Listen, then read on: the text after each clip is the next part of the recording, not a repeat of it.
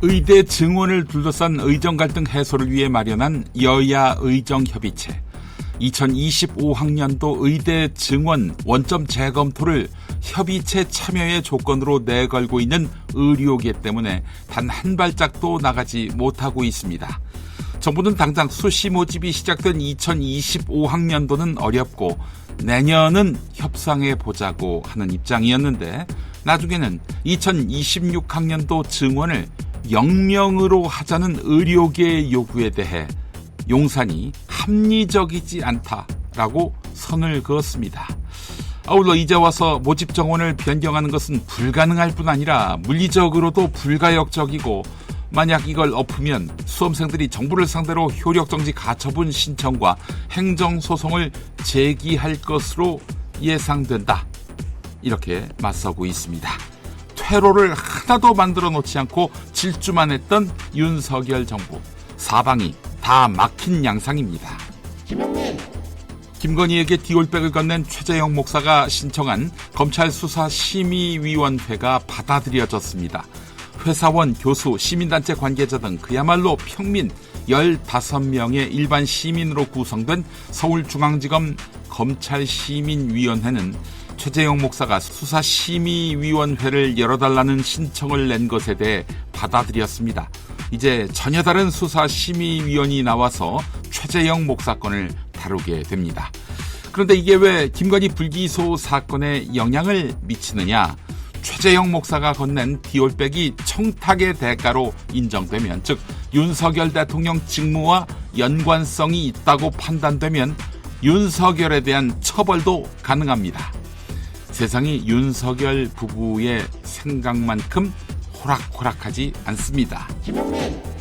윤석열 대통령이 한동훈 국민의힘 대표와 친한동훈계 최고위원을 제외한 친윤 여당 지도부와 만찬을 한 것을 어제 조선일보가 보도했는데요. 한동훈 대표는 만찬에 대해 모르는 일이라며 언급을 피했습니다. 당내에서는 만찬 자체보다 그 사실이 보도된 배경을 의아해하는 기류도 읽힙니다. 한동훈 대표와 친한계에 대한 윤석열 대통령의 불편한 심경을 한동훈 빼고 만찬이 열렸다라는 내용으로 언론에 흘려서 공개 표출한 것이 아니냐, 이런 해석도 나오고 있습니다. 윤석열 대통령은 앞서 지난달 30일로 잡혀있던 여당 신임 지도부와의 만찬을 연기했는데요. 당시 한동훈 대표의 의대 증원 유예 제안에 불쾌감을 느꼈기 때문이라는 분석이 나오기도 했습니다. 덩치에 걸맞지 않는 밴댕이 소갈머리입니다. 소갈머리는 한동훈 대표에 대해서 한 말이 아닙니다. 정치권이 40 총선 관련 공직선거법 공소시효가 만료되는 10월 10일을 주목하고 있습니다. 만약 벌금 100만 원 이상 형이 확정될 경우 의원직 상실은 물론이고 형의 경중에 따라서 향후 5 내지 10년간 피선거권이 박탈되지요. 반대로 기소되지 않으면 설령 선거 과정에서 불법 행위가 있었더라도 면죄부를 얻을 수 있습니다. 야당 의원이 얼마나 포함되느냐도 중요하지만 가장 큰 관심은 이겁니다. 국민의힘 의원들이 공소시효가 만료되는 10월까지는 몸조심하고 있다라는 점인데요. 10월 10일 이후에는 선거법으로부터 자유로워지기 때문에 순직 해병, 최해병 특검법 재표결 가결 의석인 200석에서 현재 8석 모자라는데 8명 이상 이탈이 10월 이후 충분히 나올 것으로 보는 것입니다. 다음 총선 때에는 윤석열 대통령은 야인입니다.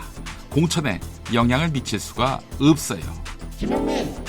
한국전력공사에 따르면 8월 주택용 전기요금은 가구당 평균 63,610원으로 지난해 같은 달보다 7,520원 증가했습니다. 전체 2,522만 가구가 있는데 그중에 76%인 1,922만 가구의 전기요금이 지난해보다 늘어납니다. 특히 요금이 5만 원에서 10만 원 증가한 집이 75만 가구, 10만 원 이상 증가한 집은 38만 가구에 이릅니다. 요금이 지난해보다 늘어난 가구만 놓고 보면 평균 증가액은 17,000원 수준인데요. 평균 전기료 수준을 고려하면 적지 않은 금액입니다. 올해 전기요금 부담이 커진 것은 역대급 폭염, 열대야, 장마에 냉방 전기 수요가 급증했기 때문입니다. 자, 이제 가스비가 대폭 오르는 겨울이 우리를 기다리고 있습니다. 8월부터 도시가스 요금이 6.8% 인상됐습니다. 통계청의 2023년 인구 총조사 기준 1인 가구는 782만 9,035가구로 전체의 35.5%에 달했습니다. 이른바 정상가구로 인식됐던 부모와 자녀로 구성된 3 내지 4인 가구보다 1인 가구가 훨씬 많습니다. 혼삶은 청년, 중장년, 노년 등 세대와 나이를 가리지 않고 늘고 있는데요. 연령별 1인 가구는 60에서 70대가 38.7%로 가장 많았고 39세 이하가 29.5%로 뒤를 이었습니다. 40에서 50대는 28.9%입니다. 이는 결혼 출산을 필수로 생각하지 않는 젊은 층이 증가한 데다 기대 수명 증가와 핵 가족화로 사별 뒤 혼자 사는 노령층이 다시 늘어난 데 따른 사회 현상입니다. 또 이혼과 직업에 대한 인식도 바뀌면서 돌싱, 기러기 등 혼삶의 양태도 다양해지고 있습니다.